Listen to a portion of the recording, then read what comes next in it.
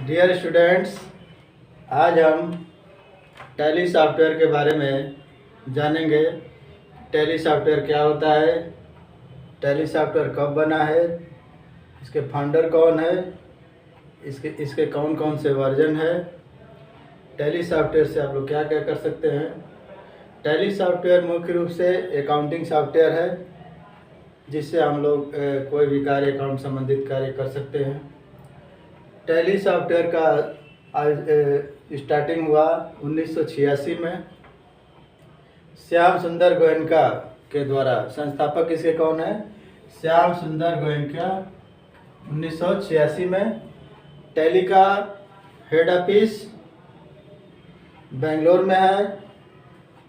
इसके वर्जन जो पहले बने वो उतने लोकप्रिय नहीं थे, क्योंकि वो लो क्वालिटी के थे।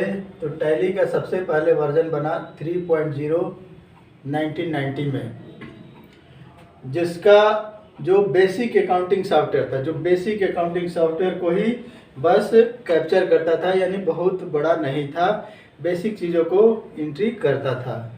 इसके बाद बना टैली 3.12 1991 में, जो इसी से मिलता जुलता था। सेम जो टैली 3.0 है, इसी से मिलता जुलता 3.12 है। 12 बना, जो इसी से रिलेटेड सॉफ्टवेयर था। इसमें थोड़ा में ज़्यादा थोड़ा अंतर नहीं था, थोड़ा बहुत इसमें वर्जन में कुछ न कुछ बड़ा था। इसके बाद टैली 4 आया 1992 में। कब आया था? 1992 में, जो सपोर्ट करता था किसका? डॉस का। डॉस का फुल फॉर्म क्या होता है? Disk operating system. Disk operating system. इस सिस्टम में हम लोग कैरेक्टर यूजर इंटरफेस का प्रयोग करते थे, यानी कैरेक्टर लिखते थे। इसमें ग्राफिक्स नहीं थे। इसमें हम लोग ग्राफिक्स आजकल जो यूज कर रहे हैं, ये ग्राफिक्स उस समय नहीं थे। इसमें क्या था? डिस्क ऑपरेटिंग सिस्टम, यानी कैरेक्टर लिखते थे तो कोई भी फाइल ओपन होती थी, कोई भी काम लिखने से होता था। इसके बाद टैली 4.5 जो 1994 में बना, यह भी एक लाइट वर्जन था। डॉस बेस्ड था, यह भी डॉस बेस्ड था, लेकिन ये कुछ मैनुअल भी एक्सेप्ट कर लेता था। डॉस बेस्ड होने की वजह से इसमें ग्राफिक्स वगैरह बहुत सारा चीज़ नहीं ऐड हो पाता था। इसके बाद टैली 5.4 जो आया, यह बना ग्राफिकल यूजर इंटरफेस, यानी ग्राफिक्स के द्वारा हम लोग टैली के ऑप्शन का यूज करते थे। मेनू इसमें बन गया था, पॉपअप मेनू बना था, उस ग्राफिक्स इंटरफेस का यूज करते थे हम लोग। इसके बाद टैली 6.3 2001 में आया, जो विंडो बेस्ड था, जो डॉस बेस्ड ना होकर विंडो बेस्ड था, जिसमें ग्राफिकल यूजर इंटरफेस का प्रयोग किया जाता था, तथा इसमें प्रिंटिंग क्वालिटी क्या हो गई? अच्छी हो गई। डॉस बेस्ड जो सॉफ्टवेयर था, उसकी प्रिंटिंग क्वालिटी उतनी अच्छी नहीं थी, क्योंकि वह कैरेक्टर यूजर इंटरफेस था। और विंडो बेस्ड सॉफ्टवेयर जब आया, विंडो बेस्ड वर्जन आया, इसकी प्रिंटिंग क्वालिटी अच्छी हो गई, क्योंकि यह ग्राफिकल यूजर इंटरफेस पर काम करता था। इसमें दूसरे प्रिंटर का भी यूज होने लगा। डॉस में जो प्रिंटर, पुराने प्रिंटर जो डॉट मैट्रिक्स वगैरह यूज होते थे, वो विंडो में नए वर्जन वाले प्रिंटर यहाँ पर यूज होने लगे। 7.2 में सबसे पहले स्टैच्यूटरी कंप्लेंट फीचर, यानी टैक्सेशन का प्रयोग किया गया। यानी पहले हम लोग वैट का यूज करते थे, वैल्यू एडेड टैक्स का यूज करते थे, तो सबसे पहले वैट का यूज 7.2 के वर्जन में आया, जो 2005 में बना था। सबसे पहले वैट का जब यूज हुआ टैली में, कौन से वर्जन में? 7.2, जो 2005 में बना था। 2006 में बना टैली 8.1। 8.1 में कुछ नए फीचर थे, जैसे POS पॉइंट ऑफ सेल का यूज किया गया। इसमें सबसे पहले लैंग्वेज का प्रयोग किया गया। कई लैंग्वेज में टैली का निर्माण किया गया। टैली सॉफ्टवेयर कई लैंग्वेज को लेने लगा। अलग अलग लैंग्वेज है, जैसे हिंदी है और बंगाली है, गुजराती, और तरह तरह के लैंग्वेज इसमें यूज होने लगे। ये 8.1 वर्जन उतना सक्सेस नहीं हुआ जितना और पहले के वर्जन सक्सेस थे। 8.1 वर्जन उतना सक्सेस नहीं था, क्योंकि इसमें केवल एक चीज़ बढ़ाया था, बस लैंग्वेज को बढ़ाया था, और कोई चीज़ इसमें नहीं बढ़ाया था। अब जनरली कोई भी काम सिस्टम पर किया जाता है तो इंग्लिश में ही करते हैं, हम लोग दूसरे लैंग्वेज का यूज नहीं कर पाते हैं, उतना हम लोग को यूज नहीं करने आता है, उस तरह के सॉफ्टवेयर भी नहीं थे उस समय जो हम लोग यूज़ कर पाए। इसके बाद आया टैली 9, वही आया 2006 में, जिसमें हम लोग सबसे पहले पेरोल का प्रयोग किया गया। पेरोल का मतलब होता है सैलरी से संबंधित चीज़ों को दिखाना, जिसमें टीडीएस का मतलब होता है tax deducted at source, TDS और टीडीएस का प्रयोग हो गया। इसके बाद एफबीटी फ्रिंज बेनिफिट टैक्स का प्रयोग किया गया। ईटीडीएस इलेक्ट्रॉनिक टीडीएस। तो वो टैली 9 में सबसे पहले पेरोल का यूज हुआ, जिसमें टीडीएस है, टीसीएस है, एफबीटी, अवैट का प्रयोग तो पहले से ही हो ही रहा था, तो ये सब भी आने लगा सारा कुछ। इसके बाद आया टैली ईआरपी 9 जो 2009 में आया। ईआरपी का फुल फॉर्म क्या है? इंटरप्राइज रिसोर्स प्लानिंग, जिसमें किसका प्रयोग किया गया? जीएसटी का प्रयोग किया, goods and service tax. GST का फुल फॉर्म क्या होता है? गुड्स एंड सर्विस टैक्स का प्रयोग किया गया। दो तरह के टैक्स हैं, जो सामान पर लगते हैं और जो किसी प्रकार की सेवा दी जा रही है उस पर लगता है, उसको क्या कहा जाता है? सर्विस टैक्स, यानी गुड्स एंड सर्विस टैक्स का प्रयोग सबसे पहले जीएसटी का प्रयोग इसमें किया गया टैली ईआरपी 9 में। आगे के वीडियोस में आपको जीएसटी के बारे में पूरी जानकारी मिलेगी, जीएसटी के प्रकार, जीएसटी ऑनलाइन, जीएसटी का पेमेंट कैसे किया जाता है, ये सारा चीज़ आपको बताया जाएगा। सबसे लेटेस्ट वर्जन आया टैली प्राइम जो है, जिसके द्वारा हम लोग कस्टमाइजेशन ज़्यादा कर सकते हैं, यूजर अपने अनुसार इसको कस्टमाइज कर सकता है, यानी नए फीचर, नए एक्सपीरियंस इसमें ऐड किए जा सकते हैं। तो ये टैली के वर्जन सब चल रहे हैं। जो सबसे लेटेस्ट वर्जन है टैली प्राइम, जो 1990 से शुरू होकर 2020 तक अभी तक सबसे लेटेस्ट वर्जन कौन सा है? टैली प्राइम को आप लोग आसानी से डाउनलोड कर सकते हैं। इसका आधिकारिक रूप से वेबसाइट है www.tallysolutions.com, सॉल्यूशंस है, www.tallysolutions.com के द्वारा आप लोग टैली को क्या डाउनलोड कर सकते हैं। टैली के दो तरह के वर्जन होते हैं, एक प्रोफेशनल लोग यूज करते हैं, दूसरा एजुकेशनल वर्जन। तो यदि आपको टैली केवल पढ़ना है तो आप टैली के एजुकेशनल वर्जन का यूज करके टैली को पढ़ सकते हैं। टैली में मुख्य रूप से तीन तरह की चीज़ों को हम लोग पढ़ेंगे।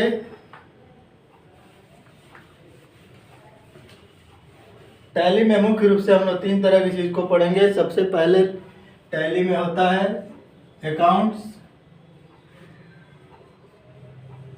अकाउंट, दूसरा है इन्वेंट्री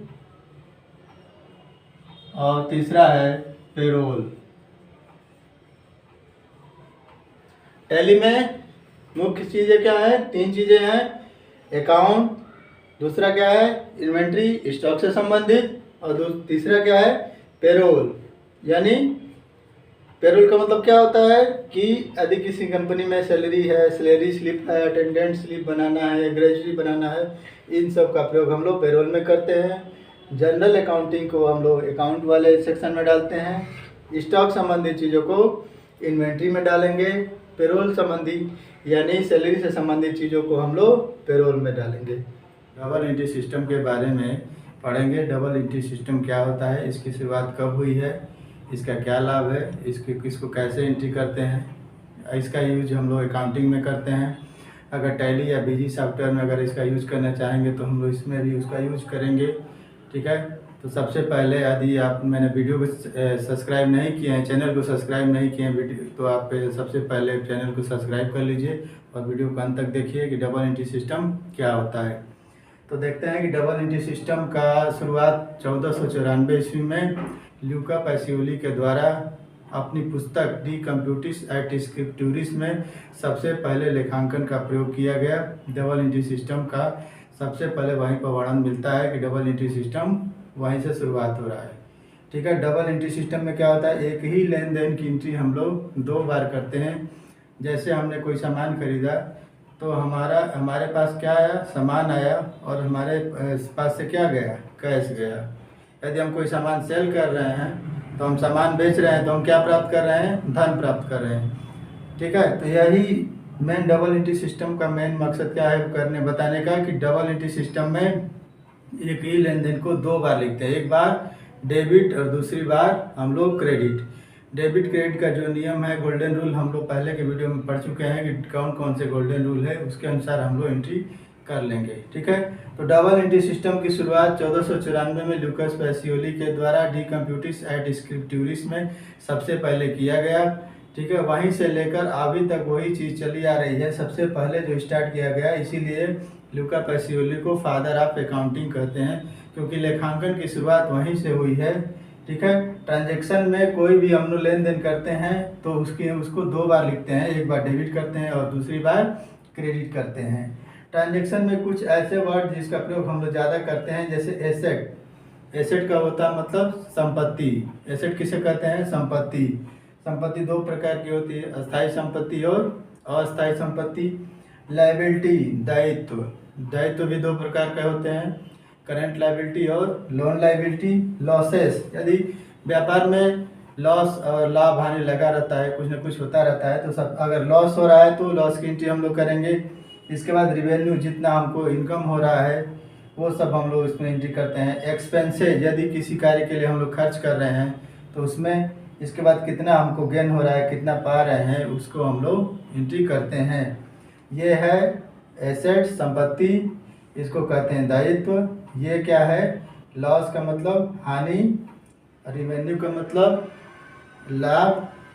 ठीक है, और एक्सपेंसेस का मतलब खर्च, और गेन का मतलब कितना प्राप्त हो रहा है, कितना लाभ हो रहा है। ठीक है, तो इन टर्म्स का यूज हम लोग अपने ट्रांजेक्शन में करते हैं।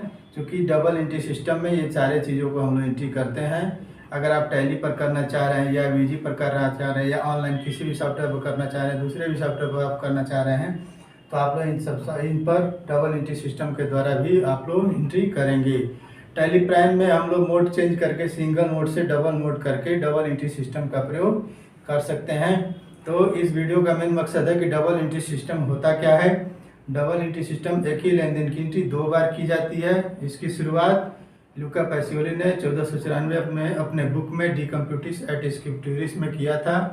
ठीक है, इसके बाद वही श्रृंखला अभी तक चली आ रही है, इसीलिए लूका पैसियोली को फादर ऑफ अकाउंटिंग कहा जाता है। अकाउंटिंग में कुछ टर्म ज़्यादा यूज़ किए जाते हैं, जैसे एसेट है, लायबिलिटी है, लॉस है, रिवेन्यू है, एक्सपेंसेज है और गेंस। ठीक है, तो आज के अकाउंट्स के कुछ ऐसे पॉइंट है जो पढ़ेंगे, जो आपके लिए आवश्यक है। यदि आप अकाउंट के स्टूडेंट हैं तो आपको पता होगा, उसको आप टैली पर अप्लाई कर सकते हैं। यदि अकाउंट के स्टूडेंट नहीं है, अगर आप जानना चाह रहे हैं, टैली पढ़ना चाह रहे हैं, तो आपको यह जानना आवश्यक है। ठीक है, तो सबसे पहले हम स्टार्ट करते हैं कि टाइप्स ऑफ अकाउंट्स। अकाउंट्स कितने प्रकार के होते हैं, ठीक है, जो आपको जानना आवश्यक है। तो सबसे पहले लिखते हैं टाइप्स ऑफ अकाउंट्स। अकाउंट्स के प्रकार।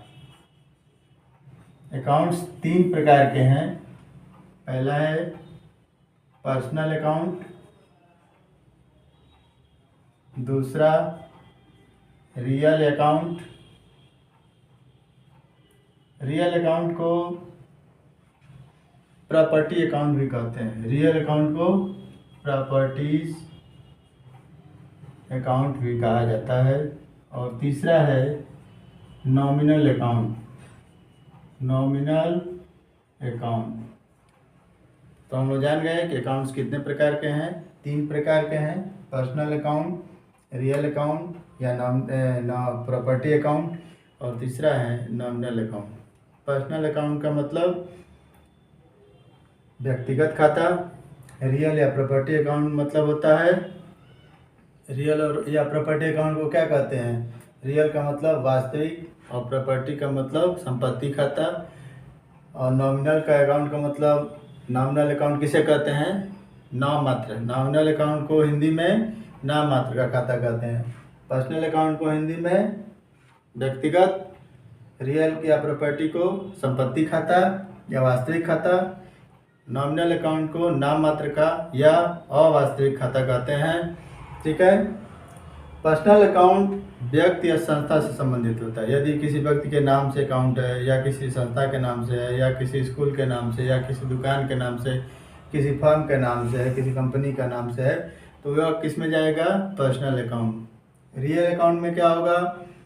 कोई अगर हम लोग सामान परचेज कर रहे हैं या सेल कर रहे हैं तो वह क्या है? रियल या प्रॉपर्टी अकाउंट, जिसमें सेल है, परचेज है या किसी सामान का नाम आ जाए, किसी वस्तु का नाम आ जाए, गुड्स का नाम आए, तो उसको हम लोग क्या कहेंगे? रियल या प्रॉपर्टी अकाउंट। तीसरा है नॉमिनल अकाउंट, जिसमें लाभ, हानि, आय, व्यय, ठीक है, इन चारों चीज़ों को हम लोग जानेंगे कि लाभ हो रहा है कि आय है कि क्या है। ठीक है, इनकम है, एक्सपेंसेस, इस पर आधारित अगर कोई है चीज़ तो उसको हम लोग किस में डालेंगे? नॉमिनल अकाउंट में डालेंगे। यदि आपसे क्वेश्चन ही किया जाए तो आपको कैसे पता चलेगा कि यह क्वेश्चन किससे संबंधित है? पर्सनल अकाउंट से संबंधित है, रियल अकाउंट से संबंधित है या नॉमिनल अकाउंट से संबंधित? तो सिंपल है, यदि उसमें किसी व्यक्ति का नाम आ रहा है, ठीक है, तो क्या है? पर्सनल अकाउंट है। यदि सामान है तो रियल अकाउंट। यदि उसमें लाभ बता रहा है, हानि बता रहा है, आय व्यय बता रहा है, तो वह क्या कौन सा खाता होगा? अवास्तविक यानी नाम मात्र का खाता होगा। अब हम लोग देखते हैं इसके रूल्स। तीनों अकाउंट्स के गुड्स एक गोल्डन रूल्स होते हैं जो पूरे वर्ल्ड में एक ही होते हैं। हम लोग भी वही रूल फॉलो करते हैं। ठीक है, तो किनको क्या कहा जाता है? पर्सनल अकाउंट के रूल क्या है, इसको हम लोग जानेंगे। तो सबसे पहले हम लोग लिखते हैं पर्सनल अकाउंट के रूल। इसमें क्या होता है? लेन देन होता है। पैसे के लेन देन को हम लोग एंट्री करते हैं। यदि किसी व्यक्ति को पैसा दिया गया, ठीक है, और दूसरे व्यक्ति से को प्राप्त किया गया, एक व्यक्ति किसी को दे रहा है तो दूसरा व्यक्ति उसको प्राप्त करेगा। देने वाला व्यक्ति क्या हो जाएगा? क्रेडिट कहलाएगा, और जो पा रहा है वो डेबिट कहलाएगा। तो हम लोग लिखते हैं, पहला इसका रूल है debit the receiver. Debit the receiver यानी जो रिसीव कर रहा है, जो पा रहा है, उसको हम लोग क्या करेंगे? डेबिट करेंगे। और क्रेडिट द गिवर यानी जो देगा, जो दे रहा है वह क्या हो जाएगा? क्रेडिट हो जाएगा। क्रेडिट द गिवर यानी पाने वाले व्यक्ति को डेबिट करेंगे और देने वाले व्यक्ति को क्रेडिट किया जाए। जो व्यक्ति किसी को धन, नगद धन या कैश या कुछ उधार दे रहा है, ठीक है, उधार दे रहा है या उसको चुकता कर रहा है, ठीक है, किसी कंडीशन में वह क्या हो जाएगा? क्रेडिट हो जाएगा, और जो पा रहा है वह डेबिट हो जाएगा। दूसरा इसमें रियल अकाउंट का जो रूल है, इसमें क्या होता है? डेबिट वाट्स कम इन। व्यापार में आने वाली वस्तु को क्या करते हैं? डेबिट करते हैं। व्यापार में आने वाली वस्तु को डेबिट करते हैं। Credit what's goes out. Credit what's goes out यानी व्यापार से जाने वाली वस्तु को क्या करेंगे? क्रेडिट करेंगे। डेबिट किसे करेंगे? जो व्यापार में आ रहे हैं, यानी परचेज हम कर रहे हैं तो व्यापार में सामान आ रहा है तो परचेज क्या हो जाएगा? डेबिट हो जाएगा। सेल कर रहे हैं तो व्यापार से सामान जा रहा है तो क्या हो जाएगा? क्रेडिट हो जाएगा। ठीक है, व्यापार में आने वाली वस्तु और व्यापार से जाने वाली वस्तु, इस पर निर्भर करता है कि डेबिट होगा कि क्रेडिट होगा। यदि व्यापार में आ रही है, परचेज कर रहे हैं तो डेबिट हो जाएगा, और सेल कर रहे हैं तो क्रेडिट हो जाएगा। ठीक है, यह सामान से संबंधित है। यह तीसरा नियम क्या है? तीसरा है नॉमिनल अकाउंट का नियम क्या है? Credit the income and profit. जितने भी इनकम है और जितने भी प्रॉफिट हैं वो क्या हो जाएंगे? क्रेडिट हो जाएंगे। ठीक है, और डेबिट क्या हो जाएगा? Debit the expenses and loss. जितना भी एक्सपेंस हो रहा है और जितना भी लॉस हो रहा है वो क्या हो जाएगा, डेबिट हो जाएगा। ठीक है, पहले नियम में, पहले अकाउंट्स के रूल में क्या दिया है, डेबिट द रिसीवर, जो क्रेडिट हो जाएगा। व्यापार में आने वाली वस्तु डेबिट हो जाएगी, व्यापार से जाने वाली वस्तु क्रेडिट हो जाएगी। इनकम और प्रॉफिट को क्रेडिट करेंगे, एक्सपेंसेज और लॉस को डेबिट करेंगे। ठीक है, ये टाइप्स ऑफ अकाउंट आपको जानना बहुत आवश्यक है, इसको आप लोग देख लीजिए, समझ लीजिए। 3 प्रकार के अकाउंट होते हैं, पर्सनल अकाउंट, रियल अकाउंट और नॉमिनल अकाउंट। पर्सनल अकाउंट व्यक्ति से संबंधित होता है, रियल अकाउंट सामान से संबंधित होता है और नॉमिनल अकाउंट आय व्यय से संबंधित होता है। व्यापार में यदि कोई व्यक्ति किसी को धन देता है तो वह डेबिट हो जाएगा, वह क्रेडिट हो जाएगा, जो पा रहा है वो डेबिट हो जाएगा। व्यापार में जो वस्तु जा रही है और जो वस्तु आ रही है, तो यदि कोई वस्तु अगर व्यापार में आ रही है, ठीक है, तो परचेज कर रहे हैं तो डेबिट होगा, सेल कर रहे हैं तो क्रेडिट हो जाएगा। सेल हमेशा क्रेडिट होता है और परचेज ज़्यादातर डेबिट होता है। आय व्यय से संबंधित चीज़ों को हम लोग नॉमिनल अकाउंट में लिखेंगे, यानी क्रेडिट किसको करेंगे, यदि व्यापार में इनकम हो रहा है, प्रॉफिट हो रहा है तो हम लोग उसको क्रेडिट करेंगे, एक्सपेंसेज और लॉस को हम लोग डेबिट करेंगे। टैली में किस वाउचर में कौन से क्वेश्चन की एंट्री करना है इसको हम जानेंगे। सबसे पहले मैनुअल हम देखेंगे कि टैली में मैनुअल अकाउंटिंग में किस तरह की एंट्री की जाती है, कौन कौन से 3 रूल के अनुसार इसमें एंट्री की जाती है, यानी जर्नल एंट्री कैसे होता है। इसके बाद टैली पर कौन कौन से वाउचर बनते हैं, कौन कौन से लेजर बनते हैं, इसके बारे में जानेंगे। तो मैं सबसे पहले 4 क्वेश्चन ले रहा हूँ। ठीक है, पहला क्वेश्चन है गुड्स परचेज, दूसरा गुड्स सेल, पे टू मोहन, इसके बाद रेंट पेड। ये 4 क्वेश्चन मैं ले रहा हूँ, इसके बारे इसी को आज मैं बताऊँगा आपको। तो वीडियो आगे बढ़ाने से पहले मैं बता दूं कि यदि आपने मेरा चैनल सब्सक्राइब नहीं किया तो जल्दी से कर लीजिए और इस वीडियो को लास्ट तक देखिएगा ताकि आप इसको एंट्री कर सकें। आप मैनुअली इसको तो कर ही लेंगे, इसके बाद टैली में कैसे इसका कौन से लेजर और कौन से ग्रुप बनेंगे, इसके बाद किस वाउचर में एंट्री होगा, इसको हम लोग जानेंगे। तो सबसे पहले हमने यहाँ पर जो जर्नल ऑफ फॉर्म का जो एंट्री का जो फॉर्म है उसको यहाँ पर बनाया है। यहाँ पर पहला है डेट, दूसरा पार्टिकुलर, इसके बाद एल बाई एफ का मतलब होता है लेजर फोलियो, लेजर फोलियो का मतलब लेजर की पृष्ठ संख्या। यहाँ पर डेट है, यहाँ पार्टिकुलर मतलब विवरण, L by F ledger folio का मतलब लेजर का पृष्ठ संख्या। इसके बाद अमाउंट डी आर अमाउंट होगा, इसके बाद अमाउंट सी आर। सबसे पहले देखते हैं पहला क्वेश्चन, गुड्स परचेज, यह किस नियम के अंतर्गत आ रहा है। व्यापार में सामान आ रहा है तो कौन सा नियम लग रहा है इसमें रियल अकाउंट का नियम लगेगा। इसमें व्यापार से आने वाली वस्तु को डेबिट और व्यापार से जाने वाली वस्तु को क्रेडिट करते हैं।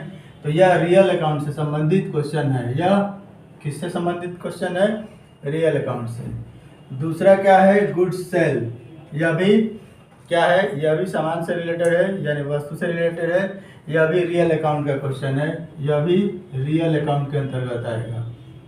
तीसरा क्या है, पे टू मोहन को क्या किया जा रहा है, पेमेंट किया जा रहा है। इसमें न सामान है, न लाभ हानि दिया है, न आय व्यय दिया है, इसलिए यह पर्सनल अकाउंट रहेगा। पर्सनल अकाउंट यह है। इसके बाद चौथा क्वेश्चन, रेंट पेड, इसमें सामान कोई नाम नहीं दिया गया है, न ही किसी व्यक्ति का नाम दिया गया है। इसमें क्या दिया गया है, आय व्यय से संबंधित चीज़ों को दिया गया है, यानी रेंट क्या दिया जा रहा है तो यानी व्यय हो रहा है, एक्सपेंस हो रहा है, इसलिए यह नॉमिनल अकाउंट के अंतर्गत आएगा। कौन से अकाउंट, नॉमिनल।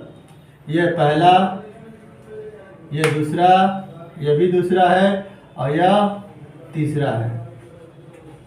खाते के प्रकार में 3 प्रकार का आपको मैंने पहले वीडियो में बता चुका हूँ, अगर आप नहीं देखें तो उस वीडियो को देख लीजिए।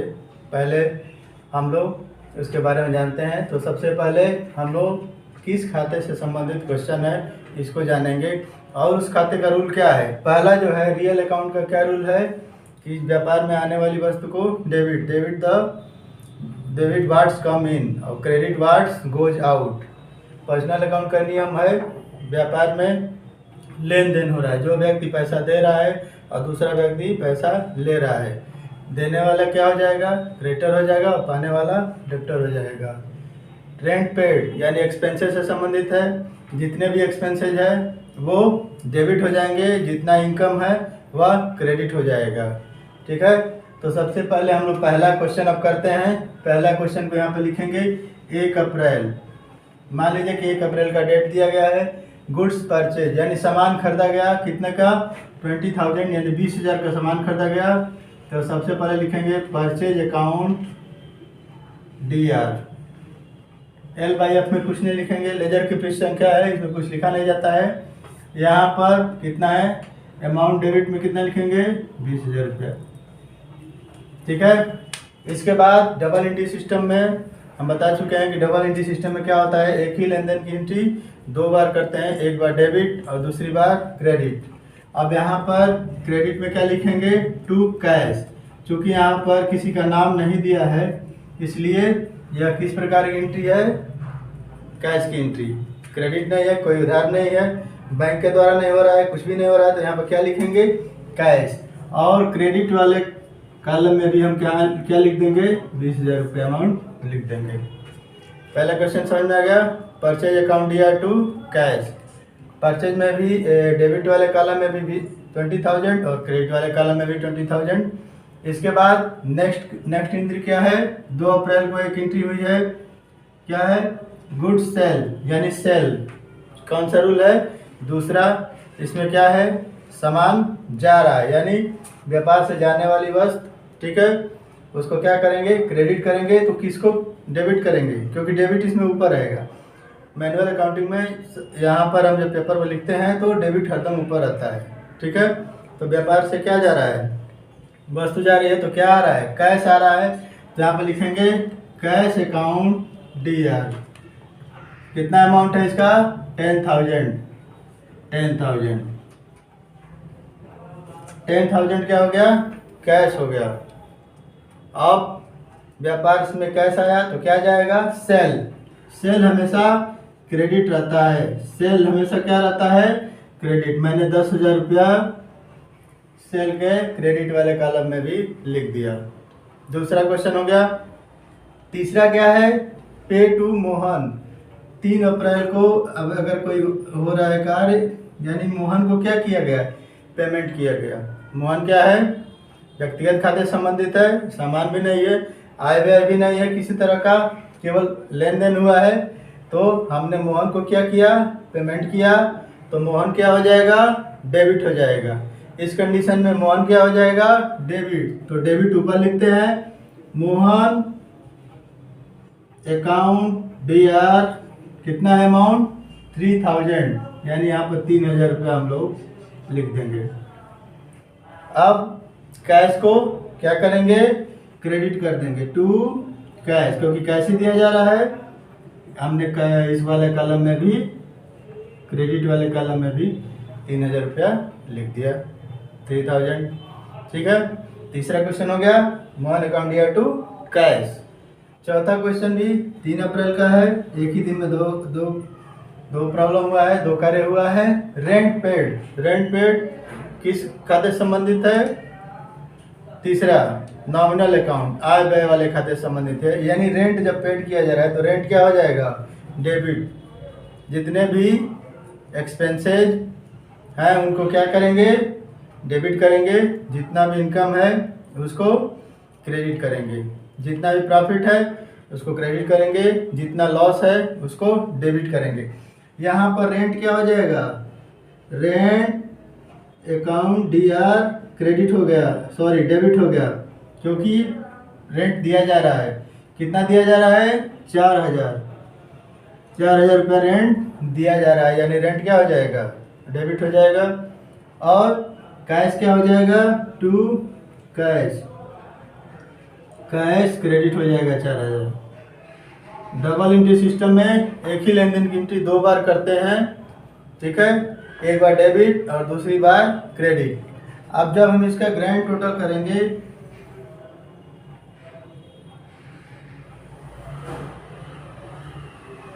ग्रैंड टोटल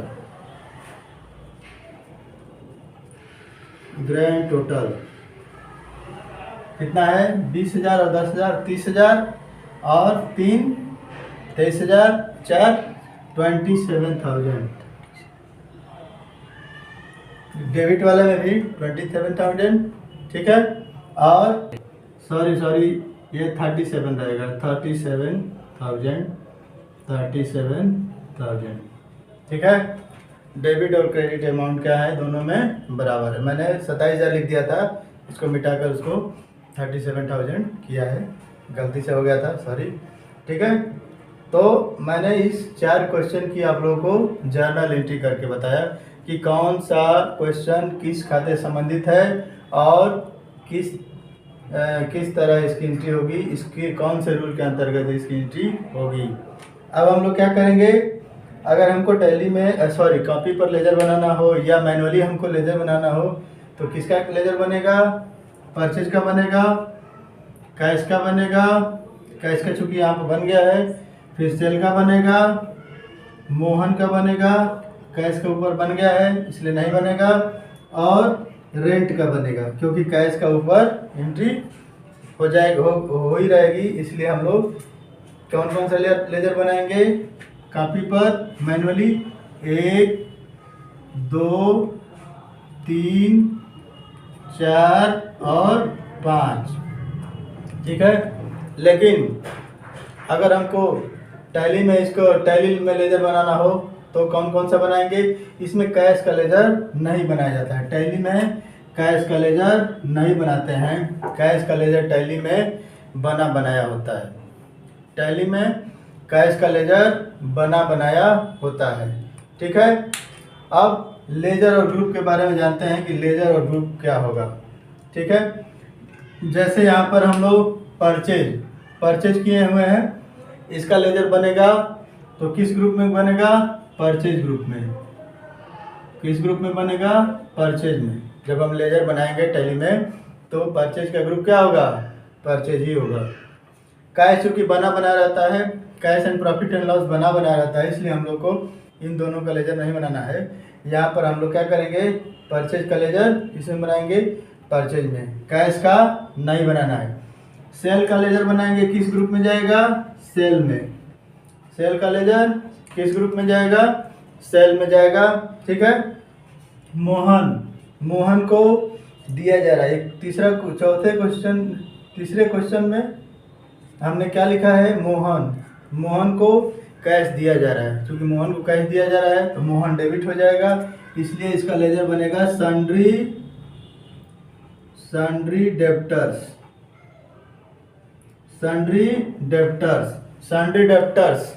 ठीक है। सन्ड्री डेब्टर और सन्ड्री क्रेडिटर दोनों में आपस में एक्सचेंज होता रहता है, इंटरचेंज होता है। जैसे मान लीजिए किसी से हमने सामान लिया, ठीक है, और तब उसका वह क्रेडिट रहेगा, और लेकिन जब उसको कैश हम देंगे तो क्या हो जाएगा? डेबिट हो जाएगा, ठीक है। तो सन्ड्री क्रेडिटर और सन्ड्री डेब्टर आपस में इंटरचेंज होता है, ठीक है, इसमें कोई दिक्कत नहीं होती है, ठीक है। हमने इसको किस में रखा है? सन्ड्री डेब्टर में, चूँकि इसको कैश दे रहे हैं। तीसरा इसमें क्या है? अगला क्या है? रेंट दिया जा रहा है।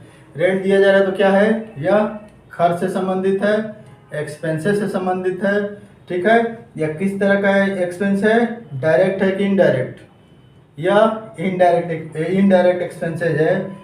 डायरेक्ट एक्सपेंसेज और इनडायरेक्ट एक्सपेंसेज के बारे में मैं विधिवत आपको बताऊंगा, लेकिन पहले आपको बता दे रहा हूँ कि डायरेक्ट एक्सपेंसेज और इनडायरेक्ट एक्सपेंसेज क्या होता है। डायरेक्ट एक्सपेंसेज वहाँ तक ही केवल रखते हैं जो फैक्ट्री में जहाँ तक वर्क हो रहा है, यानी फैक्ट्री का जो भी खर्च है जो उसमें यूज़ किया जा रहा है, ठीक है, जैसे कोयला है, गैस है, रॉ मटेरियल, वो सब डायरेक्ट एक्सपेंसेज में आएगा। इनडायरेक्ट एक्सपेंसेज में फैक्ट्री के बाद का जो है, जैसे गोडाउन से बाद अगर आपके शोरूम में, दुकान में अगर सामान आ गया तो इनडायरेक्ट एक्सपेंसेज में आएगा, ठीक है। वहाँ पर जो भी यूज होगा वह इनडायरेक्ट एक्सपेंसेज, वहाँ का बिजली का बिल इनडायरेक्ट एक्सपेंसेज होगा, वहाँ का रेंट इनडायरेक्ट एक्सपेंसेज होगा। लेकिन उसके पहले जहाँ माल मैन्युफैक्चरिंग हुआ है, यानी गुड्स जहाँ सामान बना है, वहाँ का जो भी खर्च है वो डायरेक्ट एक्सपेंसेज में, जैसे वेजेज हो गया, लेबर का जो खर्च हो गया, ठीक है, वह क्या हो जाएगा? वेजेज का मतलब मजदूरी, किस तरह क्या रहेगा? Direct expenses. Carriage inward direct expenses, ठीक है। उसका उल्टा ही कैरेज आउट वर्ड क्या होगा, इनडायरेक्ट एक्सपेंसेस होगा। ठीक है, तो रेंट को किस में डालेंगे, रेंट हम दे रहे हैं, ठीक है, अगर दुकान का रेंट दे रहे हैं तो हम किस में डालेंगे, indirect expenses, indirect expenses, indirect expenses में होगा। ठीक है, तो टैली में हम लोग कितना लेजर बनाए, परचेज का, उसका ग्रुप क्या होगा, परचेज। सेल, इसका ग्रुप क्या होगा, सेल, सेल का ग्रुप सेल ही होगा। मोहन, मोहन का ग्रुप क्या हो गया, सन्डी डेप्टर। रेंट, रेंट का ग्रुप क्या हो गया, इनडायरेक्ट एक्सपेंसेस। यानी हमने 4 लेजर बनाए, कैश का लेजर नहीं बनाया गया है क्योंकि बना बनाया होता है। टैली में कैश का लेजर और प्रॉफिट एंड लॉस का लेजर बना बनाया होता है। डायरेक्ट और इनडायरेक्ट एक्सपेंसेस में अंतर मैंने आपको बताया है। फैक्ट्री तक जो भी खर्च हो रहा है वो डायरेक्ट, उसके बाद जो अगर दुकान में जो खर्च हो रहा है वो इनडायरेक्ट एक्सपेंसेस।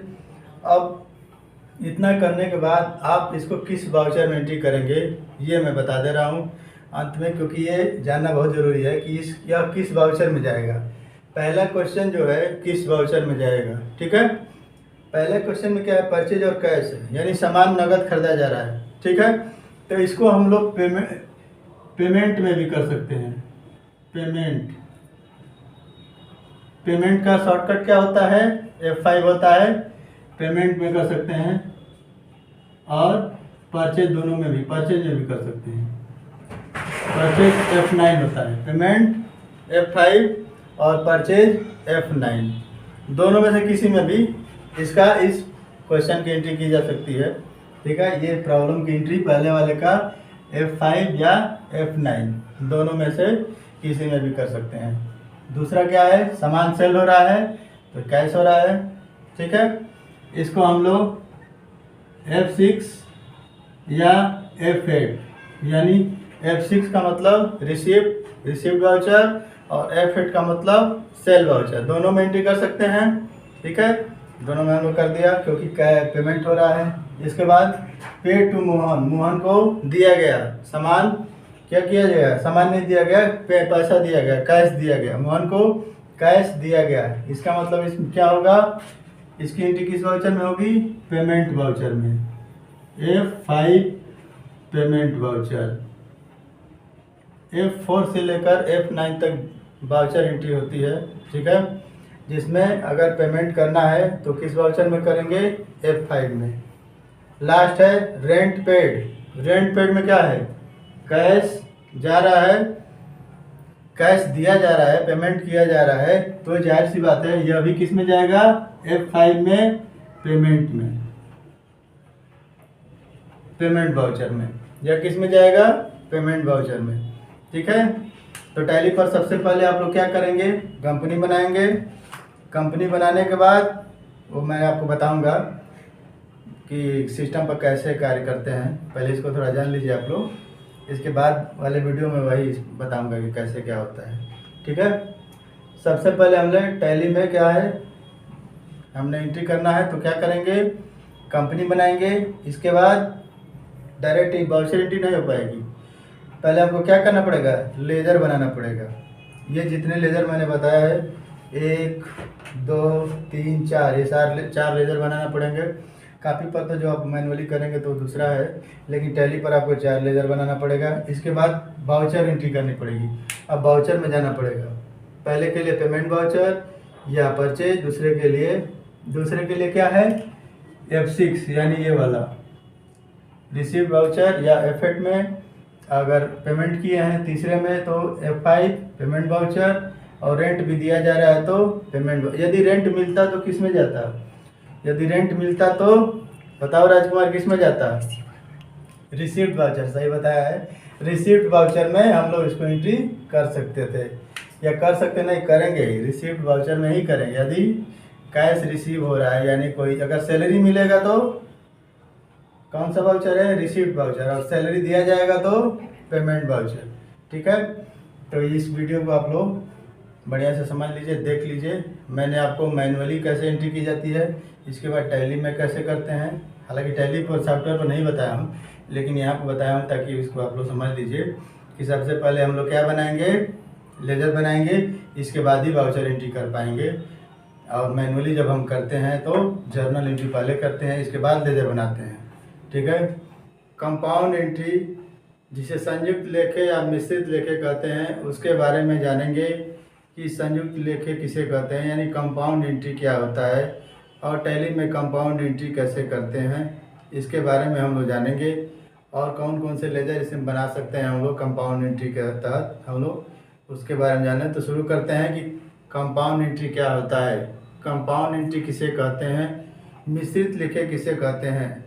जब दो या दो से अधिक प्रकार के लेखे जिसका नेचर सेम हो तो उन्हें अलग अलग ना लिखकर एक ही जगह एंट्री कर दिया जाता है, जिससे समय की बचत होती है और स्पेस की बचत होती है। इसको कंपाउंड एंट्री कहते हैं। कंपाउंड एंट्री में क्या होता है, खातों का यानी अकाउंट्स के जो भी हैं उनके नेचर क्या हो, सेम हो। ठीक है। यदि खातों के नेचर सेम हो और डेट भी सेम हो तो उसे अलग अलग ना लिखकर एक साथ लिखते हैं, तो उसे क्या कहते हैं, कंपाउंड एंट्री, जिसको संयुक्त लेखे कहते हैं या मिश्रित लेखे कहते हैं। मिश्रित लेखे वही होते हैं एक ही लेन देन कई हो, एक ही एंट्री की जाती है, कई लेन देन की एंट्री एक साथ हम लोग कर सकते हैं, लेकिन उसमें शर्त यह है कि उनके खाते समान हो, यानी उनके नेचर क्या हो, समान हो, उन खातों के नेचर क्या हो, सेम हो, और डेट भी क्या हो, सेम हो। तब हम उसको अलग अलग ना लिखकर क्या करेंगे, एक साथ लिखते हैं, तो इसको क्या कहते हैं, कंपाउंड एंट्री कहते हैं। कंपाउंड एंट्री में एक तो हमारा स्पेस बचता है और दूसरा समय बचता है। अगर हम उसको देखना चाहते हैं तो आसानी से देख ही जगह पर उसको हम लोग देख सकते हैं। जैसे मैंने कुछ एग्जाम्पल लिखा हुआ है यहाँ पर। सबसे पहले लिखा हुआ है question number 1, mister Sameer started business with building 5 lakh, cash 50,000, machine 2,50,000 और फर्नीचर 1,50,000। यानी अगर मिस्टर समीर कोई बिजनेस स्टार्ट कर रहे हैं, जिसमें बिल्डिंग कितने की है, 5 लाख की बिल्डिंग है, 50,000 रुपया कैश है उनके पास, और मशीन कितने की है, 2.5 लाख की मशीन है, फर्नीचर 1.5 लाख का है। तो हम ये खाते क्या हैं, इसके नेचर क्या है, सेम है। तो हम इनको क्या करेंगे, अलग अलग ना लिखकर एक ही एंट्री में हम इसको शो करेंगे, एक ही वाउचर एंट्री या एक ही जर्नल एंट्री में हम इसको शो करेंगे। जैसे दूसरा क्या है, परचेज गुड्स ₹30,000, यानी 30,000 का कोई सामान खरीदा गया, एंड पेड 5,000 कैश, और 5,000 रुपया कैश दिया गया और 25,000 रुपया चेक के द्वारा दिया गया। ठीक है। 5,000 रुपया क्या है, कैश है, और 25,000 रुपया चेक। तो इनके नेचर क्या है, सेम है, इसलिए ये क्या होंगे, कंपाउंड एंट्री के तहत आएंगे। इसके बाद तीसरा क्वेश्चन क्या है, मिसलेनियस एक्सपेंसेस सैलरी 50,000, सैलरी क्या है ₹50,000 और वेजेस 30,000 रुपीज। वेजेस कितना हो रहा है, 30,000। तो दोनों में क्या हो रहा है, पेमेंट हो रहा है, दोनों में पेमेंट हो रहा है, यानी उनके क्या है, नेचर क्या है, खातों का नेचर सेम है, और डेट भी क्या है, एक ही डेट में हो रहा है। ठीक है। तो इसको हम लोग कैसे एंट्री करेंगे, इसको हम लोग देखते हैं। तो सबसे पहले मैं पहले प्रॉब्लम को देख रहा हूँ। यानी अगर डेट में लिख दूँ 1 अप्रैल को मिस्टर समीर बिजनेस स्टार्ट कर रहे हैं, जिसमें बिल्डिंग कितना है, 5 लाख की बिल्डिंग है। तो हम यहाँ पर क्या लिखेंगे, बिल्डिंग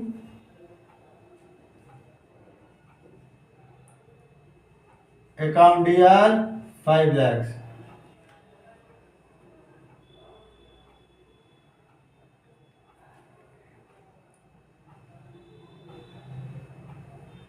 ₹5 लाख की बिल्डिंग है। ठीक है। ठीक, डेबिट में चला गया। इसके बाद कैश कितना है, 50,000 है, इसको हम लोग बाद में लिखेंगे। मशीन कितना है, 2,50,000, मशीन अकाउंट दिया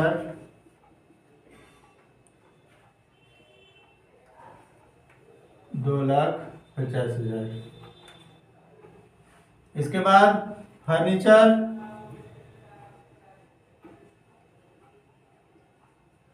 फर्नीचर कितने का है? 1,50,000 का है। ठीक, 1,50,000 हो गया।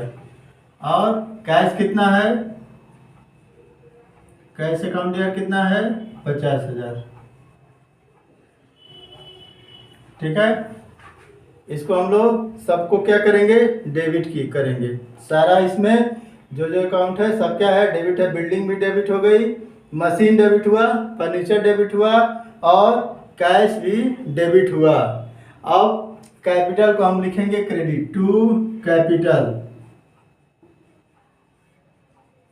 अब टोटल अमाउंट करेंगे 5 लाख और 2 7 लाख यानी 7.5 लाख, और फिर ये 50,000 और जोड़ेंगे तो 8 लाख में 9 लाख, और फिर उसमें 50,000 जोड़ेंगे तो कितना हो रहा है?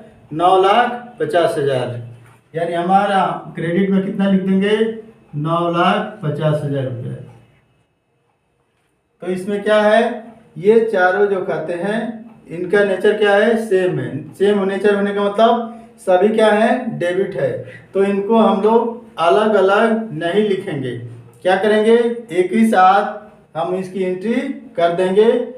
एक साथ एंट्री करने से हमारा क्या हुआ? स्पेस भी बच गया और टाइम भी बच गया, और हमको अगर देखना होगा तो हम इसको देख भी सकते हैं एक ही जगह पर। अच्छा, अब दूसरा क्वेश्चन क्या है? दूसरा प्रॉब्लम पर जाते हैं। इसमें क्या है? Purchase goods 30,000 and paid 5,000 cash और 25,000 क्या है? चेक है। परचेज कितना है? परचेज हम लोग कितना कर रहे हैं? 30,000 का परचेज किया जा रहा है। तो परचेज कितना लिखेंगे? परचेज अकाउंट ईयर 30,000, जिसमें कैश कितना हो रहा है? कैश कितना दिया जा रहा है? 5,000, यानी 5,000 हमने कैश दिया। और चेक के द्वारा कितना दिया जा रहा है? 25, यानी टू बैंक के द्वारा हम लोग इसको दे रहे हैं 25,000। यानी दोनों मिलकर कितना हो रहा है? 25 और 5 30,000। यानी हमने परचेज किया है 30,000 का, जिसमें 5,000 रुपये हमने कैश दिया है और 25,000 रुपये का चेक दिया है, जिसको हमने बैंक से शो किया है। इन दोनों खातों का क्या है? नेचर सेम है। दोनों क्या है? क्रेडिट है।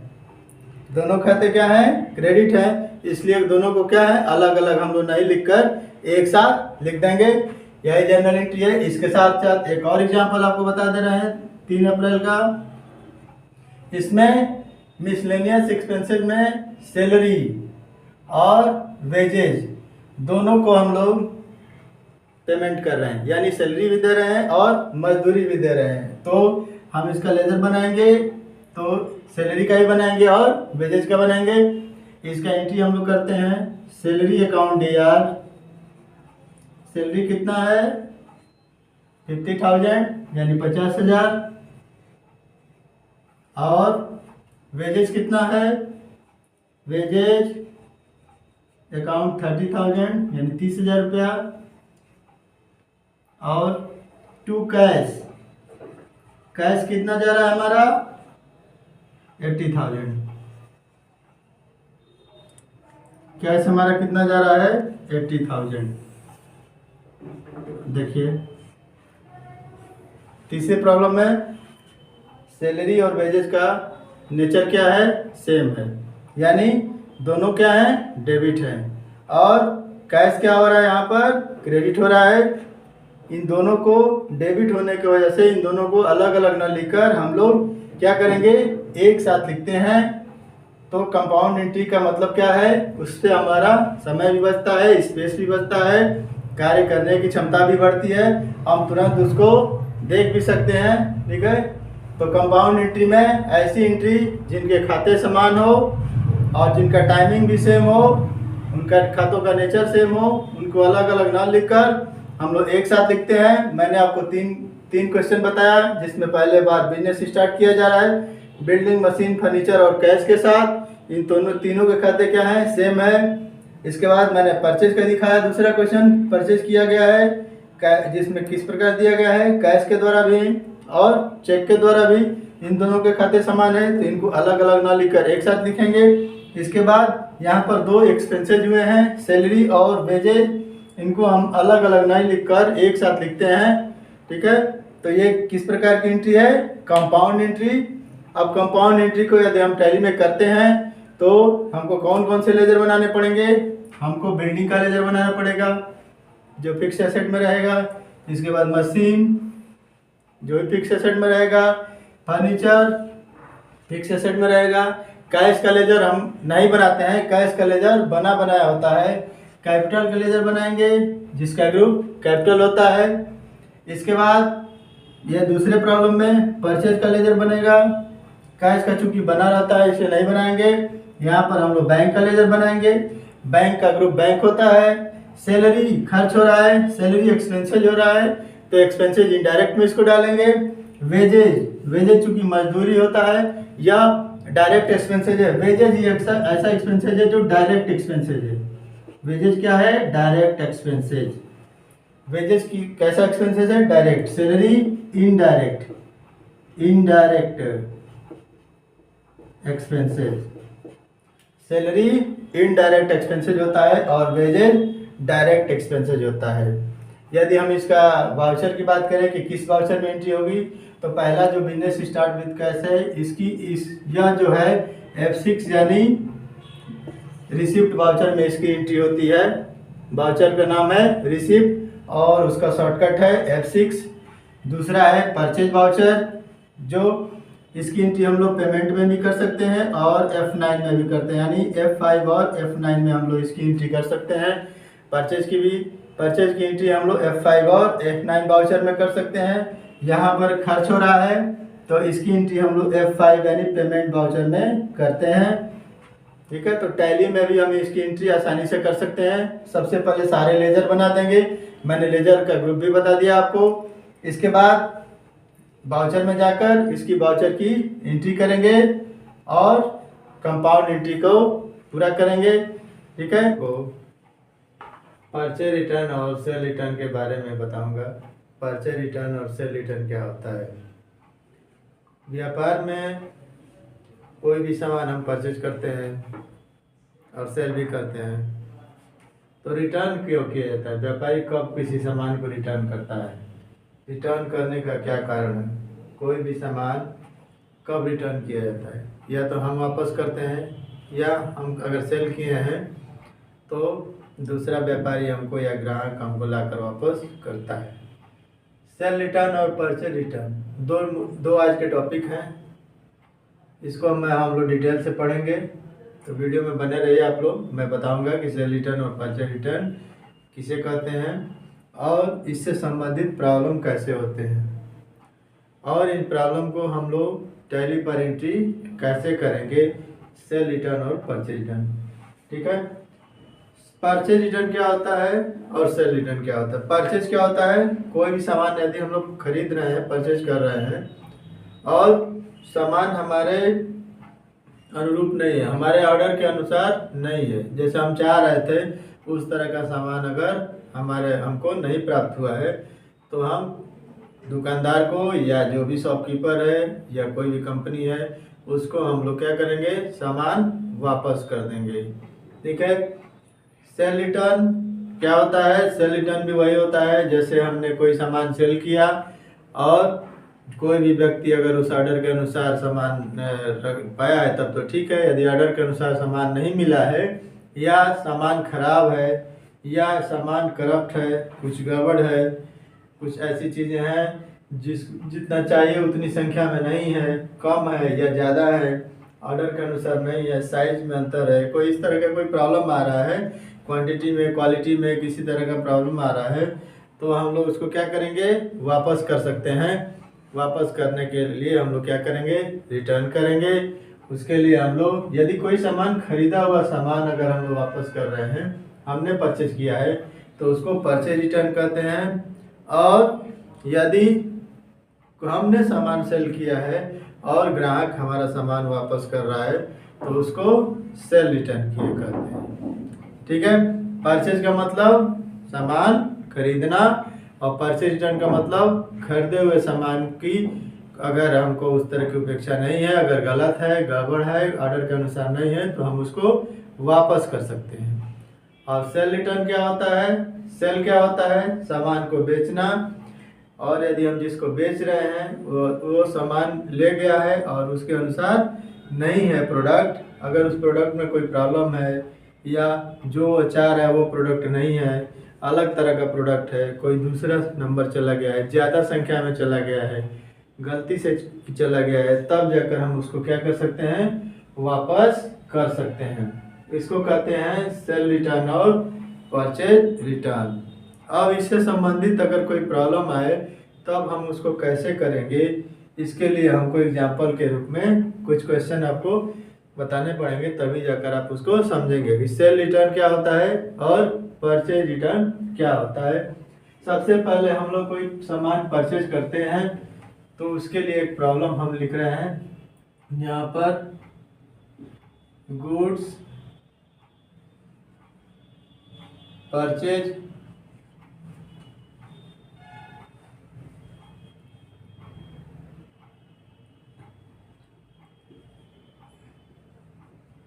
बाई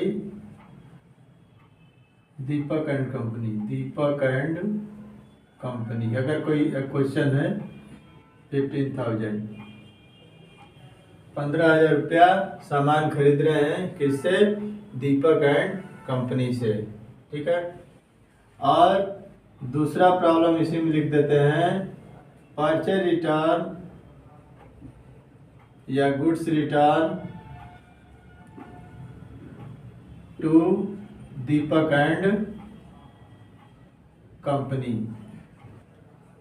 2000, ठीक है। ये पहला वाला प्रॉब्लम है सामान परचेज करने का, और दूसरा क्या है? सामान रिटर्न करने का, ठीक है। पहला हमने क्या किया? सामान खरीदा, और दूसरा क्या किया? सामान वापस किया। इसको एंट्री हम लोग देखते हैं, यहाँ पर देखिए, हम यहाँ पर प्रारूप ओपन करते हैं, फॉर्म बनाते हैं, ठीक है। यहाँ पर हम लोग क्या लिखेंगे? Date particular L/F DR amount और CR अमाउंट। अगर हम इसको 1 अप्रैल मानते हैं, 1 अप्रैल को अगर हम लोग कोई भी एंट्री करते हैं तो इसको हम लोग कैसे करेंगे, ठीक है। इसके लिए यहाँ पर हम लिखते हैं परचेज अकाउंट DR,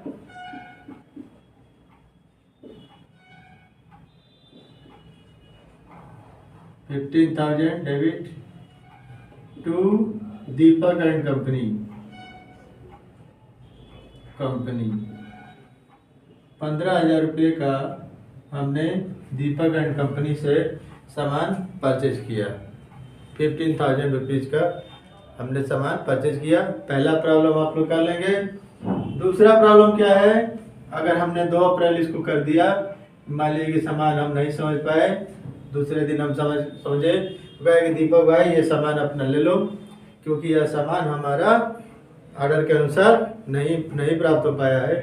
पूरा का पूरा सामान तो आदमी नहीं वापस करता है, कुछ सामान वापस कर सकता है, कुछ जो भी गड़बड़ है, थोड़ा बहुत सामान अगर पूरा गड़बड़ है तो पूरा वापस करना पड़ेगा। लेकिन अगर थोड़े अमाउंट का है प्रॉब्लम तो उसको हम लोग क्या करेंगे?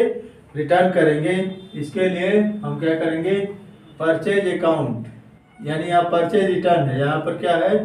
परचेज है। अब यहाँ पर परचेज क्या है? डेबिट है, और कंपनी जिसको हम लोग जिससे परचेज किए हैं वो क्रेडिट है। अब जब हम रिटर्न करेंगे तो दीपक एंड कंपनी क्या हो जाएगा? अगर हमारा 2,000 रुपये से अगर इसको डेबिट करना पड़ेगा, यानी 2,000 का सामान दीपक एंड कंपनी को वापस कर दिया गया। और यहाँ पर क्या लिखेंगे? To purchase return account. यहाँ पर कितना अमाउंट लिखेंगे? 2,000, ठीक है। हमारा सामान कितने का था? 15,000 का सामान था, हमने 2,000 का सामान क्या किया? वापस कर दिया। किसको, जिससे परचेज किया था, ठीक है, उसको हम लोग क्या करेंगे, वापस कर देंगे। यदि सामान वापस कर रहे हैं तो उसको क्या कहा जाता है, परचेज रिटर्न। अब देखिए इसमें हम लोग कौन कौन से लेजर बनाएंगे और किस वाउचर में एंट्री करेंगे इसके बारे में देखते हैं। पहले प्रॉब्लम में हमको परचेज का लेजर बनाना पड़ेगा। परचेज का लेजर बनेगा परचेज में। परचेज का लेजर किस में बनेगा, परचेज में बनेगा, परचेज अकाउंट में बनेगा। दीपक से चूंकि सामान परचेज कर रहे हैं इसलिए इसको लिखेंगे सन्ड्री डेब्टर। किसके अंदर डालेंगे, सन्ड्री डेब्टर्स के अंदर। दीपक एंड कंपनी को सन्ड्री डेब्टर्स में रखा जाएगा क्योंकि वहां पर सामान उससे परचेज किया जा रहा है। लेकिन दीपक एंड कंपनी यहाँ पर क्रेडिट हो जा रही है, सॉरी यहाँ पर डेबिट हो जा रही है और यहाँ पर क्रेडिट हो जा रही है। यहाँ पर क्रेडिट है और यहाँ पर डेबिट है, तो सन्ड्री क्रेडिटर सन्ड्री डेब्टर आपस में चेंज होता रहता है। यदि हम उसको सन्ड्री डेब्टर में डाल दें या सन्ड्री क्रेडिटर में डाल दें तो गलत नहीं होगा क्योंकि वह आपस में एक्सचेंज हो जाएगा। यहाँ पर हम इसको क्या करेंगे, सन्ड्री डेब्टर में डालेंगे और इसको किस में डालेंगे, परचेज में।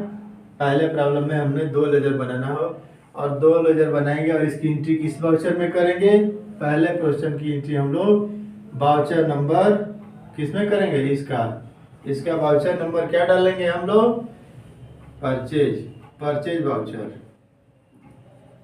वाउचर टैली में, गेटवे ऑफ टैली में जाएंगे, परचेज वाउचर यानी F9 में करेंगे। पहले प्रॉब्लम की एंट्री हम लोग किस में करेंगे, F9 में। पहला प्रॉब्लम F9 में क्योंकि सामान हम लोग परचेज कर रहे हैं, ठीक है। अब दूसरे पर आते हैं। दूसरे वाले में हमने 2 लेजर चाहिए। दीपक एंड कंपनी जो पहले से बना हुआ है, परचेज रिटर्न हमको बनाना पड़ेगा।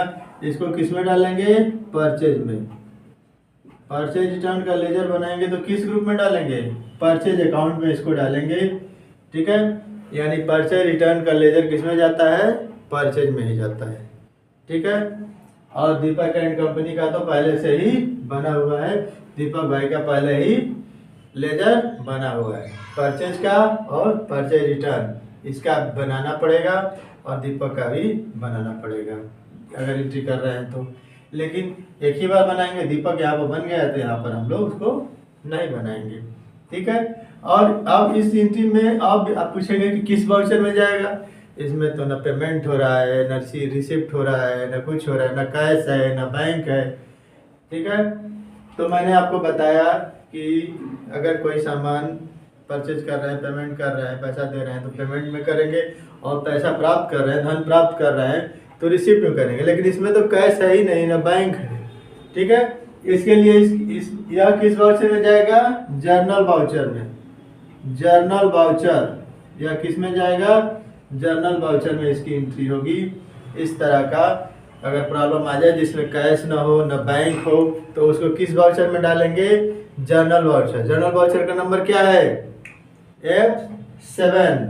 जर्नल वाउचर का क्या है, F7 है। यहाँ पर F7 जर्नल वाउचर यानी F7 वाउचर में हम लोग इसको करेंगे। जिस एंट्री में कैश और बैंक ना हो उसकी एंट्री किस वाउचर में करेंगे, जर्नल वाउचर F7 में करेंगे, ठीक है। तो मैंने आपको परचेज रिटर्न के बारे में बताया कि पहले प्रॉब्लम में परचेज रिटर्न परचेज किया गया और दूसरे में रिटर्न किया गया। अब यहाँ पर 15,000 का सामान खरीदा गया था, 2,000 का सामान वापस कर दिया, तो यहाँ पर कितना रहेगा, यानी दीपक एंड कंपनी के पास कितना बैलेंस रहेगा, 13,000। अब जब हम इसको पेमेंट करेंगे तो 13,000 हमारा कट जाएगा, दीपक एंड कंपनी का 0 बैलेंस हो जाएगा, ठीक है। तो यह है परचेज रिटर्न। परचेज रिटर्न कब किया जाता है, जब कोई सामान हम लोग खरीदते हैं और वह सामान ऑर्डर के अनुसार नहीं होता है तो हम लोग उसको क्या करेंगे, वापस कर देते हैं, ठीक है। और इसकी एंट्री भी मैंने बताया, और कौन कौन से लेजर बनेंगे, परचेज का लेजर, फिर sundry debtor, Deepak and company sundry creditor, किसी में भी बना सकते हैं। इसको हम लोग क्रेडिटर में भी बना सकते हैं, सन्ड्री डेब्टर या सन्ड्री क्रेडिटर, दोनों में। हम इसमें अगर पहले प्रॉब्लम में हम लोग क्रेडिटर में बना चुके हैं तो दूसरे में ऑटोमेटिक जो है डेब्टर में एक्सेप्ट हो जाएगा। लेजर का ग्रुप थोड़े बदलेगा, आप दोनों में से किसी में भी डाल सकते हैं, परचेज सन्नी डेब्टर या सन्नी क्रेडिटर किसी में भी आप डाल सकते हैं, ठीक है। और परचेज रिटर्न का जब लेजर बनाएंगे तो इसको इसमें डालेंगे परचेज में, ठीक है, क्योंकि परचेज से ही परचेज रिटर्न को, परचेज रिटर्न से ही परचेज को परचेज से ही परचेज रिटर्न को माइनस किया जाएगा। यानी 15,000 का सामान अगर हमने परचेज किया है और 2,000 का वापस किया है तो टोटल हमारा कितना हो गया, 13,000 रुपया हमारा परचेज हो जाएगा, ठीक है। अब मैं बताता हूँ सेल रिटर्न क्या होता है, सेल रिटर्न किसे कहते हैं, ठीक है। वो भी परचेज रिटर्न की तरह ही है। यदि हमारा बिका हुआ सामान, हमारा बेचा हुआ सामान किसी को पसंद नहीं आता है तो वो क्या करेगा, वापस करेगा कि नहीं करेगा, वापस करेगा कि हाँ भाई वापस कर लीजिए, अब हमको यह सामान नहीं चाहिए, या उसके बदले में हमको कोई और सामान लेंगे, तो पहले वापस तो करना पड़ेगा, पहले अपने बुक में दिखाना पड़ेगा कि हमने सामान को वापस किया, अब वो दिखाएगा कि हमने यह सामान वापस लिया, ठीक है। तो अब दूसरा प्रॉब्लम हम लोग लिखते हैं, दूसरा सेल रिटर्न से संबंधित है। यानी यदि हम यहाँ पर लिख रहे हैं गुड्स सेल, अगर है 20,000 और गुड सेल, तो ये कैश की एंट्री हो जाएगी, तो हमको उधार की एंट्री दिखाना है। Goods sale to Anil and company, Anil and company कितना है, 20,000 है, ठीक है। और दूसरा sale return to Anil and company, sale return from, हमने अनिल एंड कंपनी को सामान बेचा है और अनिल एंड कंपनी से सामान आ रहा है, cell return from Anil and company कितना हो गया, 3,000। अगर किसी कंपनी को, अनिल एंड कंपनी को हम लोग 20,000 का सामान बेच रहे हैं और उस कंपनी से हमको 3,000 का सामान वापस आ रहा है, तो हम लोग उसकी एंट्री कैसे करेंगे, सेल रिटर्न की एंट्री कैसे करेंगे। इसके लिए मैं फिर से प्रारूप खींच रहा हूँ, आपको बार बार खींच रहा हूँ, इस तरह बता रहा हूँ ताकि आप लोग इसको समझना सीख ले, लिखना सीख ले, बस लिखने के बाद इसको कोई मतलब नहीं रहेगा, जब इसको बार बार करना नहीं पड़ेगा, आप तो समझ जाएंगे कि कैसे हम लोग एंट्री करेंगे। टैली में डायरेक्ट भी कर सकते हैं। यहाँ पर डेट है, यहाँ पर पार्टिकुलर, इसके बाद यहाँ पर LYF, इसके बाद DR और CR। यहाँ पर अगर 1 अप्रैल लिखते हैं 2022, यहाँ पर गुड्स सेल तो अनिल एंड कंपनी सामान बेच रहे हैं, सेल हमेशा क्रेडिट होता है, इसलिए यहाँ पर अनिल एंड कंपनी को क्या करेंगे, डेबिट करेंगे, कितने से, 20,000 से, ठीक है। और टू सेल, सेल को क्या करेंगे, क्रेडिट करेंगे 20,000, ठीक है। 20,000 का सामान हमने अनिल एंड कंपनी को बेच दिया, ठीक है। अब अनिल एंड कंपनी से सेल रिटर्न हो रहा है कितना, 3,000 रुपये का सेल रिटर्न हो रहा है। तो 2 अप्रैल को हम यहाँ पर 2 अप्रैल को सेल रिटर्न की एंट्री करेंगे, ठीक है। सेल रिटर्न क्या होगा, डेबिट हो जाएगा, क्योंकि सेल हमारा क्या हो रहा है, क्रेडिट है। सेल अगर क्रेडिट है तो सेल रिटर्न डेबिट, सेल हमेशा क्रेडिट रहता है, किसी भी परिस्थिति में सेल जो है डेबिट नहीं होता है, ठीक है। तो यहाँ पर हम लोग क्या लिखेंगे, सेल रिटर्न, हाँ, सेल रिटर्न अकाउंट DR कितना है, 3,000 टू अनिल एंड कंपनी, किससे आ रहा है, अनिल एंड कंपनी से हमको आ रहा है कितना, 3,000 रुपये, ठीक है। हमने अनिल एंड कंपनी को कितने का सामान बेचा है, 20,000 का, और अनिल एंड कंपनी से कितने का सामान वापस हो रहा है, 3,000 रुपये का सामान वो वापस कर रहा है अनिल एंड कंपनी। अब इस दोनों प्रॉब्लम में लेजर समझेंगे कि कौन कौन से लेजर बनाएंगे और किन बाउचर में जाएंगे एंट्री करने के लिए। अनिल एंड कंपनी चूंकि सामान ले रहा है तो ये सन्डी डेप्टर में जाएगा, या डेप्टर भी कर सकते हैं, कुछ भी कर सकते हैं, सन्डी डेप्टर हम कर दे रहे हैं, सन्डी डेप्टर्स, ठीक है।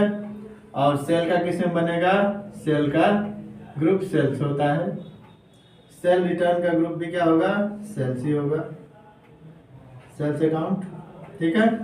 अनिल एंड कंपनी सन्डी डेप्टर में आइटम पहले से मौजूद है, इसलिए हम उसकी एंट्री उसका लेजर अलग से नहीं बनाएंगे, पहले से ही बना बनाया लेजर है। पहला प्रॉब्लम है सामान बेचने का। तो हमने सामान बेचा है, नकद है कि उधार, उधार, इसलिए हम लोग वाउचर कौन सा लगाएंगे, सेल वाउचर। इसमें कौन सा वाउचर में जाएंगे, पहले की एंट्री सेल वाउचर यानी F8 में करेंगे, F8 में करेंगे, टैली में F8 में वाउचर में हम लोग इसकी एंट्री करेंगे सेल में, क्योंकि उधार हम लोग सामान बेच रहे हैं। और दूसरे में न कैश है न बैंक, तो मैंने बताया कि जब जब कैश ना हो न बैंक हो तो उसको किस वाउचर में करेंगे, general voucher. General voucher F7 में करते हैं। यदि हमारे पास न कोई भी कैश हो न बैंक हो, उस एंट्री को हम लोग दूसरी नंबर एंट्री को किस में करेंगे, जनरल वाउचर में करेंगे, F7। ठीक है, जनरल वाउचर पहला वाला सेल में करेंगे, सेल वाउचर में, और दूसरा वाला हम लोग एंट्री जनरल वाउचर में करेंगे। जनरल वाउचर में क्यों किया जाता है, क्योंकि न वहाँ पर कैश मौजूद है और न वहाँ पर सेल मौजूद है, न बैंक मौजूद है, न कुछ, न कैश है न बैंक है। ये क्या है, वापसी हो रही है। अगर किसी प्रकार का सेल रिटर्न हो रहा है तो हम उसको जनरल वाउचर में एंट्री करेंगे। ठीक है, ये जो मैंने आपको आज बताया परचेज रिटर्न और सेल रिटर्न, या क्वेश्चन के अनुसार बताया। मैंने परचेज का भी क्वेश्चन किया और सेल रिटर्न का भी क्वेश्चन किया। परचेज और परचेज रिटर्न का प्रॉब्लम आप लोगों को बताया, उनका लेजर बताया कौन से लेजर बनेंगे। ठीक है, और इसके बाद लास्ट में किस वाउचर में एंट्री की जाएगी, इसके बारे में